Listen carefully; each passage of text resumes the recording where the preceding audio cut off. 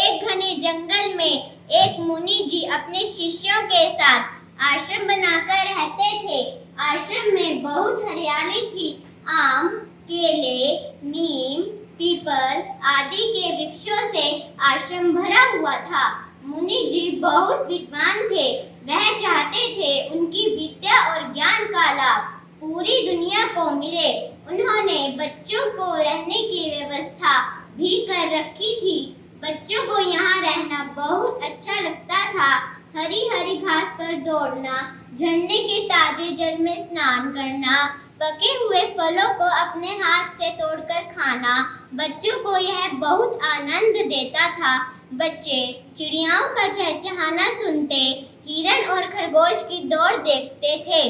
खूब खेलना और खूब पढ़ना उनकी दिनचर्या बन गई थी।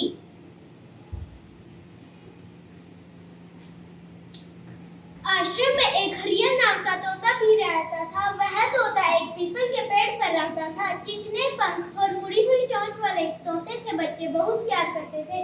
वह उसे हरी मिर्च खाने को दिया करते थे।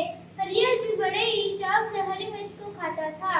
हरियल बच्चों में बहुत घुल मिल गया था।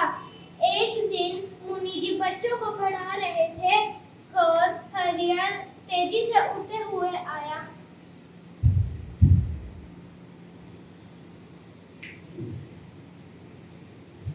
प्रणाम मुनि जी। प्रणाम हरियल। कहो तुम क्या चाहते हो? आप सब बच्चों को पढ़ाते हैं, मुझे भी पढ़ा दीजिए। हरियल तुम चंचल हो, नटखट हो, मुझे अच्छे भी लगते हो। मैं तुम्हें उपयोगी ज्ञान दूंगा जिसे तुम अपने साथियों तक पहुंचाना। जी गुरुजी। बोलो। अब बिखरा दाना देख कभी ना जी ललचाना। बिखरा दाना देख कभी ना जी ललचाना। समझ बूझकर ही तुम अपनी चोंच बढ़ाना। समझ बूझकर ही तुम अपनी चोंच बढ़ाना। हो सकता है कोई शिकारी छिपा खड़ा हो। हो सकता है कोई शिकारी छिपा खड़ा हो। मीठे दानों के ऊपर कोई जाल बिछा हो। मीठे दानों के ऊपर कोई जाल बिछा हो। हरियल ने इस पाठ को सुना, समझा, याद करना प्रारंभ कर दिया। वह प्रतिदिन एवं सायं इसी पाठ को दोहराता। अमरूद कुतरते कुतरते भी यही पंक्तियों को याद करता रहता। इस प्रकार उसे अभ्यास करते करते दिन हो गए। एक दिन वह मुनि जी के पास पहुंचा। अपने पंखों को फड़फड़ाते हुए, सिर को झुकाते हुए मुनि जी से बोला।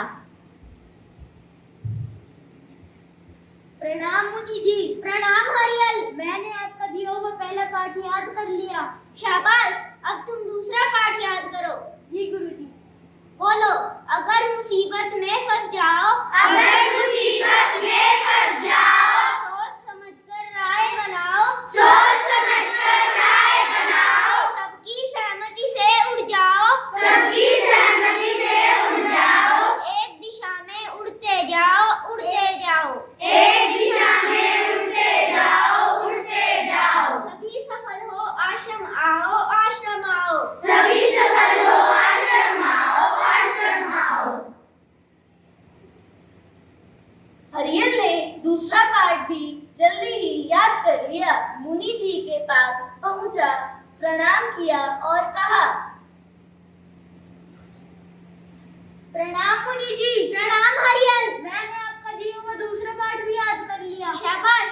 अब तुम जाओ, अब दोनों पाठ अपने साथियों को याद कराओ। हरियल यह सुनकर तेजी से उड़ा और बरगद के विशाल वृक्ष पर जा पहुंचा। पूरे जंगल में यह सबसे बड़ा वृक्ष था। इस वृक्ष पर बहुत सारे तोते रहते थे। हरियल ने मुनि जी से सीखा हुआ पाठ सभी तोतों को याद करवा दिया। बिखरा दाना देख कभी ना जी ललचाना। बिखरा दाना देख कभी ना जी ललचाना। समझ बूझकर ही तुम अपनी चोंच बढ़ाना। समझ बूझकर ही तुम अपनी चोंच बढ़ाना। हो सकता है कोई शिकारी छिपा खड़ा हो। हो सकता है कोई शिकारी छिपा खड़ा हो। मीठे दानों के ऊपर कोई जाल बिछा हो। मीठे दानों के ऊपर कोई जाल बिछा हो। सायकाल दोनों समय सभी तोते इन